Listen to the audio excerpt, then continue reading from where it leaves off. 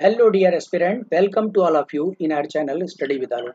देखिए छात्रों, आज हम लोग जो बात करने चल रहे हैं वो यूपीएचएससी के इंटरव्यू के बारे में डिस्कस करेंगे। ठीक है कि जो यूपीएचएससी का सोशियोलॉजी का इंटरव्यू है, और इसको लेकर के काफ़ी विद्यार्थी हमारे पास में फ़ोन किए कि सर इससे संबंधित आप जानकारी प्रोवाइड करिए। होता क्या है कि जब आप किसी चीज़ की वैसे आप लोगों का जो डेट रखा गया है वो डेट तो आपका 4 मई से है। ठीक है, यानी 4 मई से लेकर के 13 मई के बीच में आपका इंटरव्यू शेड्यूल्ड किया गया है, और इसकी जानकारी 3 मार्च को ही प्रोवाइड कर दी गई थी। ठीक है, यानी 3 मार्च को नोटिफिकेशन के माध्यम से आपको ये जानकारी दे दी गई कि आपको इसको इस डेट पर आपको करना है। लेकिन होता क्या है कि उसके बीच में होली का माहौल था और काफ़ी एक लंबा समय गैप भी है। ठीक है, लगभग देखा जाए तो इंटरव्यू में 2 महीने का पूरा पूरा गैप है। तो इस दौरान ये होता है कि अपने डॉक्यूमेंट की प्रोसेस को कंप्लीट करना और साथ ही साथ में अपने प्रिपरेशन को तैयारी बना करके रखना। ठीक है, जो अपनी प्रिपरेशन है, जो तैयारी है, उसको कंप्लीट करना। इन दोनों के मध्य में जो एक कह लीजिए कि गैपिंग है, और चूंकि बिजी लाइफ है, कोई ना कोई कुछ ना कुछ कार्य कहीं ना कहीं कर ही रहा होता है। ठीक है, कोई फ्री नहीं है इस उस पर आकर के। तो एक चीज तो ये समझ में आ जाती है कि आपको क्या करना होगा कि कहीं ना कहीं अपने आप को जोड़ करके और रेगुलर बेसिस पर तैयारी करना शुरू कर देना होगा, क्योंकि जब आप रेगुलर बेसिस पर हो करके और प्रिपरेशन को आरंभ कर देते हैं तो कुछ न कुछ चलता रहता है, और धीरे धीरे आप देखते हैं कि बहुत कुछ चीज़ें आपने सीख लिया। होता है क्या है कि जब आप ग्रुप में होते हैं तो बहुत सारी चीज़ें ऐसी होती हैं जिनको आप सोच करके रखे हैं कि हम इसको करेंगे, और वो नहीं कर रहे होते। लेकिन जब आप ग्रुप में होते हैं तो आपको मजबूरन फिर आप देखते हैं कि बहुत सारे लोग बहुत अच्छा कर रहे हैं और फिर उनको देख करके भी अच्छा करने लगते हैं। ठीक है, तो ये सब कुछ बातें रहीं। होता क्या है कि कुछ पॉइंट्स हैं जिनको मैंने देखा कि एक तो इंटरव्यू से संबंधित जानकारी, सर कहाँ पर कैसे जाना होगा क्या। बहुत सारे अभ्यर्थी ऐसे हैं जो फर्स्ट टाइम इंटरव्यू देने जा रहे हैं। जैसे जो लोग लास्ट टाइम इंटरव्यू दे चुके हैं उनके लिए तो ये रहता है कि सर कैसे ड्रामेटिकली चेंज हो जाता है इंटरव्यू का माहौल, हम उसको कैसे टैकल करें। ठीक है, लेकिन जो बेसिक स्टूडेंट है उनको तो यही नहीं पता चल पाता कि सर कैसे क्या जाना हो। एक इंटरव्यू फोबिया होता है। तो इंटरव्यू से संबंधित जो जानकारी है वो आपको यहाँ पर पूरी की पूरी प्रोवाइड की जाएगी। 1 to 1 करके प्रोवाइड करने में फिर दिक्कत होती है फ़ोन पे बात करने में, इसलिए आप लोगों के लिए एक प्रॉपर क्लास भी रख दिया गया। ठीक है, दूसरी चीज़ है कि इंपॉर्टेंट सब्जेक्ट व्याख्यान से संबंधित कि कुछ टॉपिक ऐसे होते हैं जो बड़े महत्वपूर्ण होते हैं। ठीक है, और वो टॉपिक अगर बहुत महत्वपूर्ण है तो आपको क्या करना होता है, उन टॉपिकों से रिलेटेड पहले से तैयारी करके रखनी होती है। छोटे छोटे कोड वर्ड, जैसे एक टर्म्स आ जाता है फंक्शनलिज्म। ठीक है, क्या आप फंक्शनलिज्म से समझते हैं, प्रकारवाद क्या है। तो होता क्या है कि आप जानते तो बहुत कुछ है लेकिन कैसे डिफाइन करें, छोटी छोटी चीजें आ जाती हैं, और उनको कम शब्दों में आपको अपने आप को रखना रहता है। ठीक है, कि कम शब्दों में, सही शब्दों में, सटीक शब्दों में रखें, विद एग्जाम्पल के साथ में रखें, और कैसे रखें, प्रस्तुत करें अपने आप को कि जो आपका प्रेजेंटेशन है बहुत अच्छा हो जाए। ठीक है, तो ये उससे संबंधित भी कुछ आख्यान हम लोग प्रोवाइड करेंगे। और क्योंकि ये प्रोग्राम स्टार्ट नहीं करने वाले थे, काफ़ी दबाव था, काफ़ी समय से लोग लगातार कह रहे थे कि सर इस प्रोग्राम को स्टार्ट करिए, तो फिर हमने ये प्रोग्राम स्टार्ट कर दिया। ठीक है, और लास्ट इंटरव्यू के समय के पहले भी हम लोग थोड़ा सा बूस्टअप आपको करेंगे। लेकिन जब हम समय से किसी चीज़ को करते हैं छात्रों, तो एक चीज़ ये बेनिफिट सबसे बढ़िया मिलता है। आपने देखा होगा कि जो भी अभ्यर्थी इस बार सफल हुए हैं, या तो वो नेट अभी रिसेंटली नेट हायर एजुकेशन को मतलब कुछ ना कुछ क्वालिफाई किए थे, उनकी तैयारी पहले से थी। तो जब आपकी तैयारी पहले से रहती है तो थोड़ा सा बूस्ट करके अगर आप दे देते हैं तो इजीली हो जाते हैं। वही चीज़ यहाँ पर भी है कि जब आप पहले से बैठे रहेंगे तो आप इंटरव्यू देने जाएंगे तो बहुत इजीली उसको कर पाएंगे। ठीक है, उसमें आपको कहीं किसी भी प्रकार की कोई दिक्कत नहीं होगी। दूसरी चीज़ है कि पीडी क्लासेज। होता क्या है कि बहुत सारे लोगों के पास में नॉलेज बहुत अच्छी होती है लेकिन प्रेजेंटेशन नहीं है उनके पास में, गुड लुकिंग नहीं है, प्रेजेंटेशन नहीं है, कैसे इफेक्टिव प्रेजेंटेशन होनी चाहिए। ठीक है, या कौन सी चीजें आपको अपने एंगल से तो बहुत कुछ चीजें सही लगती हैं, लेकिन जब हम लोगों के बीच में आते हैं, अपनी बातों को रखते हैं, तो लोग फिर कहीं ना कहीं उस पर टिप्पणी करते हैं और लोग फिर हमको मॉडिफाइड करते हैं। मतलब होता क्या है कि एक ऐसा समाज, जैसे वो लुकिंग ग्लास सेल्फ थ्योरी नहीं है कि समाज में देख देख करके और आप जान जाते हैं कि मेरा क्या अच्छा है और क्या खराब है। लेकिन वास्तव में जब एक पर्टिकुलर टॉपिक से रिलेटेड हो जाता है, एक पर्टिकुलर सब्जेक्ट से हो जाता है, पर्टिकुलर हम जो है एक विषय विशेषज्ञ के रूप में आपको यहाँ पर बैठाया जा रहा है, तो वहां पर आप ही के कैटेगरी के लोग जो क्वालिफाई हैं और वो लोग अगर आपके साथ में होते हैं, वहां से रिफ्लेक्शंस मिलता है, तो आप बहुत अच्छा करते हैं। तो यहाँ पर एक गुड अपॉर्चुनिटी है आपको अपने रिफ्लेक्शंस को देखने का, ठीक है। तो पीडी क्लासेज हमारे जो एक्सपर्ट होते हैं वो आपको बताते हैं, ठीक है।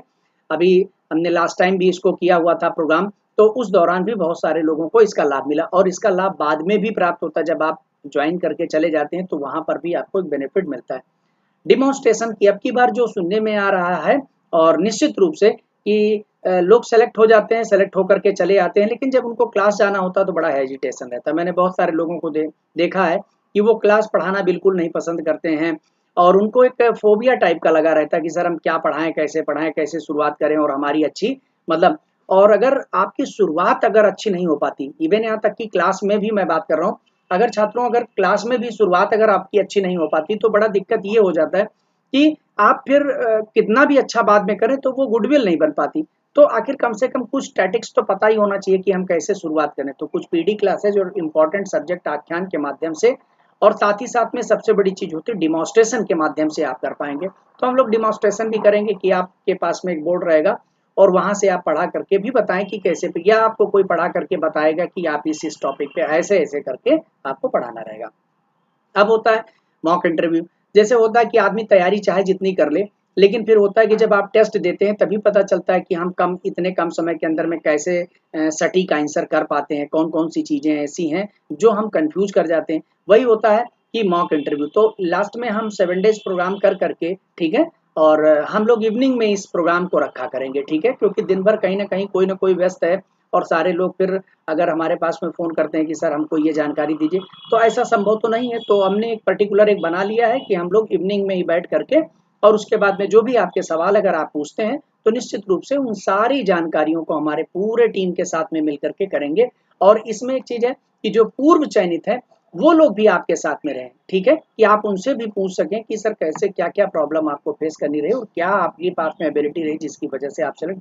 तो पूर्व चयनितों से, एक्सपर्ट से भी साक्षात्कार होंगे, यानी जो मॉक इंटरव्यू है वो पूरा का पूरा फॉलो किया जाएगा, ठीक है। अच्छा, इन सब चीज़ों के लिए जो टाइम टेबल बना है वो 20 मार्च से लेकर 31 मार्च तक का भी हमने शेड्यूल किया हुआ। तो 20 मार्च यानी कल जो है हमने इस पे एक इंट्रो क्लास ली हुई थी, काफ़ी लोग जुड़ करके इसका लाभ प्राप्त किए और फिर मैंने फाइनली फिर उन्हीं से एक कह लीजिए कि एक फीडबैक ले लिया था, ग्रुप पे ही फीडबैक लिया कि अगर भाई स्टार्ट करना है तो करें, अदरवाइज कोई मतलब वो नहीं है। तो लोगों ने फीडबैक दिया और फीडबैक दे करके कहा कि सर निश्चित रूप से बहुत बेनिफिट मिला है और आप इसको स्टार्ट करें, काफ़ी दिनों से कह रहे थे। तो इसलिए मैंने फिर ये प्रोग्राम बना लिया। तो 20 से लेकर 31 मार्च के बीच में ये प्रोग्राम रखा गया है, इसको आपको अटेंड करना है। अब अटेंड करने के लिए क्या करना है, जैसे इवनिंग में शाम को 6 बजे बैठ गए हम लोग, ठीक है, और रात 9, साढ़े 9, 10 बजे तक इस प्रोग्राम को अपना कंटिन्यू करके रख सकते हैं, ठीक है। जो भी आपको सवाल, जो भी मन में आते हैं चीज़ें, तो केवल हम ही नहीं रहेंगे, बहुत सारे एक्सपर्ट हैं हमारे साथ में, बहुत सारे लोग इस पे एक्सपर्टीज हैं, तो वो सब हमारे साथ में मिल करके सारा वर्कआउट करेंगे। बस ये है कि हम सेंटर में रहेंगे, आपको भी गाइड करते रहेंगे, बताते रहेंगे। तो स्टडी विद आलोक के इस चैनल से जुड़ करके आपको इन सब सारी सुविधाओं को मिलने वाली है, लेकिन उसके लिए है कि आप फ़ोन की जगह पर आप इसी नंबर पर जो है व्हाट्सएप कर दिया करें कि सर हमें इससे संबंधित इस प्रकार की जानकारी चाहिए, कैसे हम जुड़ सकते हैं, कैसे उसका लाभ लिख सकते हैं, कैसे हमको लिंक मिल सकता है, ठीक है। ये सब सारी चीज़ें यहाँ पर अवेलेबल हो जाती हैं। तो आप इस नंबर पर व्हाट्सएप करके अपना नाम लिख करके, और वो भी सिंसियर स्टूडेंट, मतलब एक सबसे बड़ी बात है कि अगर आप अपने आप से ही हम ब्रह्मासी हैं तो कोई बात नहीं है, लेकिन अगर आपको लगता है कि नहीं थोड़ा सा जुड़ करके अच्छा लगेगा और उसके बाद में हमको कुछ चीज़ें हैं कि जो हम व्यक्त करें और लोग हमको सुने, ठीक है, अच्छे एक्सपर्ट लोग सुने और बताएं कि हमारे अंदर में क्या कमी है और हमको क्या सुधार करना चाहिए, तो बिल्कुल आपका स्वागत है। और बहुत अच्छे अच्छे एस्पिरेंट हैं और मेरा अपना एक ईश्वर का विश्वास है कि इतने अच्छे एस्पिरेंट्स हैं कि जो जुड़ चुके हैं, ऑलरेडी जुड़ चुके हैं, वो लोग निश्चित रूप से सेलेक्ट होंगे और अच्छा मतलब परफॉर्मेंस करेंगे, क्योंकि उन लोगों ने अच्छा किया हुआ और वो आज से नहीं जुड़े हैं। लगभग ये मान के चलिए कि 7 जुलाई 20, ठीक है, 2020 में हमने ये प्रोग्राम स्टार्ट किया हुआ था पढ़ाने का, खासतौर पे स्पेशली जो है 50 बैच के लिए, एडवर्टीजमेंट 50 बैच के लिए। तो तब से लगातार जुड़ करके 20 से 22 का मतलब हो गया कि लगभग 2 साल, ठीक है, जुलाई से शुरू किया था तो 2 साल में 1-2 महीने कम है, तो वो लगातार जुड़े हुए हैं, तो बहुत अच्छा परफॉर्मेंस भी बना चुके हैं। तो ये है कि अगर आप नहीं मान लीजिए बीच में उतना समय दे पाए हैं, लेकिन अगर आप फिर भी उनके बीच में अगर जुड़ जाते हैं, उनके साथ में कम्युनिकेट करते हैं, उनके कम्युनिकेशन को सुनते हैं और कैसे वो जवाब करते हैं, तो निश्चित रूप से आपको उसका बेनिफिट मिलेगा और आप और अच्छा कर पाएंगे। ठीक है, तो ये सूचनाएं मेरी अपनी तरफ से रही।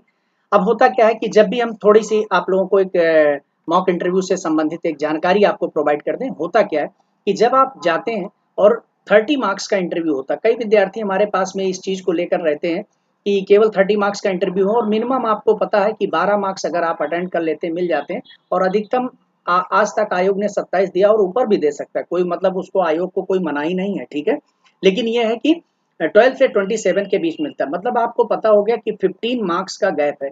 तो भाई छात्रों, एक चीज, जब 15 मार्क्स अगर आपके पास में है तो आपको तो पता है ना कि बिल्कुल क्लियर कट है कि अगर कोई व्यक्ति 2 4 5 क्वेश्चन ज्यादा भी है, 5 6 क्वेश्चन आपसे ज्यादा है, 7 क्वेश्चन भी ज्यादा है, तो भी आप उसको ओवरटेक करते हैं, क्योंकि 7 2 जा 14 होता है और यहाँ 15 मार्क्स हैं आपके पास में। ठीक है, तो अगर आपका प्रेजेंटेशन अच्छा होता है तो वो इंटरव्यू बोर्ड निश्चित रूप से आपको नंबर देते हैं। देखिए, इंटरव्यू बोर्ड के पास में होता क्या कि 4 क्राइटेरिया होते हैं। भाई आप सपोज करिए कि आप कोई आपका विद्यालय है या विद्यालय है और आप टीचर्स को हायर करना चाहते हैं, तो अब लोग आ गए पढ़ लिख करके और अच्छे से। ठीक है, लेकिन होता क्या है कि जब तक विद्यार्थी संतुष्ट ना हो तो वो बड़ा बहुत मायने रखता है। कभी कभी ऐसा भी फीडबैक आता है, आप लोगों ने सुना होगा कि सर फला सर को नॉलेज बहुत है, लेकिन बट हम लोग समझ नहीं पाते, समझा नहीं पाते हैं। ठीक है, तो इसी काम के लिए तो आयोग इंटरव्यू कराता है, अदरवाइज फिर आप तो सभी लोग विद्वान हैं, फिर आपको डायरेक्ट उसको जो है केवल टॉप लेवल पे ले करके और भर्ती कर देना चाहिए। फिर वो 4 क्राइटेरिया बना करके रखता है। एक क्राइटेरिया है कि वो 12 13 14 और 15, अगर इस क्राइटेरिया में से नंबर देता है तो इसका मतलब ये हो गया कि वो बैड स्टूडेंट है, उसके अंदर में कुछ ऐसी डिसेबिलिटी दिखाई पड़ जाती है, उसकी बातचीत से ऐसा कुछ हो जाता है। इंटरव्यू बोर्ड चाहता है कि आप सेलेक्ट ना हो। ठीक है, मतलब वो ये नहीं मतलब अच्छा उसको फील होता है कि ये व्यक्ति क्लास के अंदर में जाए और कल को फिर कोई बात आए तो उसको सुनना पड़े कि यहाँ पता नहीं कैसे कैसे लोगों को सेलेक्ट करके भेज दिया है। ठीक है, तो 12 13 14 15 नंबर ये मतलब हो गया। अब एक होता गुड क्राइटेरिया कि ठीक है, गुड शुरू हो जाता है तो वो आपका 16 17 18 और 19 नंबर देता है, तो आपको कहता है गुड, ठीक है, मेहनत करके आए। और एक होता है कि 20 21 22 और 23, ये मतलब अगर ये नंबर अगर आपको प्राप्त हुए तो ये वेरी गुड वाला क्राइटेरिया है। और जब आपको 24 25 और 26 और 27 इन मार्क्स में से मिलते हैं छात्रों, तो इसका मतलब आप एक्सीलेंट जोन में आते हैं। तो आप सबसे बड़ी चीज है कि आप अपने आप को हमेशा, कोई अभ्यर्थी जाए, आप इतने पढ़ लिख करके मेहनत किए हुए, तो आप अपने आप को एक्सीलेंट जोन में रखिए। ठीक है, क्योंकि एक्सीलेंट जोन में जो एक्सपर्ट बाहरी आते हैं वो आपको कहते हैं कि नहीं बच्चा एक्सीलेंट है सर, तो वो बोर्ड का मेंबर के ऊपर डिपेंड करता है कि वो 24 25 26 में से क्या देगा, क्योंकि वहां पे वो सर्वे सर्वा होता है। लेकिन यह है कि आप अगर अच्छा करके जाते हैं निश्चित रूप से, तो वहां सभी लोग, देखिए एक चीज जान लीजिए, अगर कोई शिक्षक है और इतने बड़े पद पर होते हैं तो उनके अंदर में यह भावना जरूर होती है कि सर ये बहुत मेहनत किया है, मतलब वाकई में पढ़ के आया मेहनत करने, तो एक्सीलेंट बोलते ही बोलते हैं। ठीक है, उनको अगर एक्सीलेंट है तो एक्सीलेंट बोलते हैं, वेरी गुड है तो वेरी गुड बोलते हैं, गुड है तो गुड बोलते हैं, और बैड है ठीक है ऐसे कह दिए तो इसका मतलब ये हो गया कि उनको कोई बहुत ज्यादा आप में इंटरेस्ट नहीं है। तो इन चारों क्राइटेरिया में से आपको उस क्राइटेरिया को फॉलो करना है। ठीक है, और वह क्राइटेरिया क्या क्या होता है, सबसे बड़ा ये प्रश्न बन जाता है कि क्या क्राइटेरिया होते हैं। देखिए, एक तो यह है कि जब आप एक कहीं पर आप एक शिक्षक के रूप में जैसे एंट्री करते हैं तो एक होती है आपकी पर्सनालिटी। ठीक है, मतलब पर्सनालिटी का मतलब ये नहीं होता है छात्रों की बहुत लंबे हों, बहुत चौड़े हों, बहुत छोटे हों, या सांवले हों, गोरे हों, ये सब पर्सनालिटी नहीं काउंट करता है छात्रों। बस आप मोटे भाषा में एक चीज जान लीजिए कि डॉक्टर एपीजे अब्दुल कलाम जी को आपने देखा रहा होगा, ऐसा तो नहीं था कि वो बहुत खूबसूरत, बहुत लंबे, बहुत चौड़े, बहुत गोरे, ऐसा कुछ थे, लेकिन वो कितनी बढ़िया बढ़िया क्लासेज करते थे। तो जैसे ही वो तरीका आ जाता है कि आप क्लास के अंदर में पहुंचे और तरीका आ गया, सिस्टम आ गया, एक शब्द बोला नहीं कि फिर उसके बाद में सारे लोग कंसर्न आभा मंडल बन जाता, तो वो पर्सनालिटी होनी चाहिए। तो पहली बात तो ये पर्सनालिटी आपको, और ये पर्सनालिटी अगर कहीं ऐसे नहीं होता है, बस उसको क्या है कि तरीकों को अडाप्ट करना होता है, वो सिस्टम अपने अंदर में डेवलप, वो एक दिन का पर्टिकुलर पार्ट नहीं है।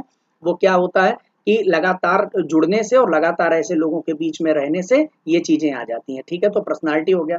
दूसरी चीज है कि वॉइस क्लियरेंस होना चाहिए, लाउडनेस आपके पास में, ऐसा तो नहीं कि धीरे धीरे बोल रहे हैं, ऐसा बोल रहे हैं कि आप एक अधिकारी के रूप में सिर्फ डिसीजन हाँ या ना में बोल रहे हैं, क्योंकि आपको दूसरी तक पहुंचाना है। आपने देखा होगा डिग्री कॉलेजों में 100 बच्चे बैठे रहते हैं, अब पीछे तक आपकी आवाज जाए, अंतिम वाला बच्चा भी आपकी बात को समझ पाए, बहुत तेजी से तो नहीं बोल रहे, नहीं आप जल्दी से बोल जा रहे हैं और समझ ही नहीं पा रहा है बच्चा, तो ये चीज भी आपको आना चाहिए। ड्रेसिंग सेंस आपका ऐसा होना चाहिए कि बच्चा आपको आदर्श के रूप में स्वीकार करे, ना कि एक मॉडल के रूप में स्वीकार कर ले, ये भी बड़ा मतलब माने रखता है।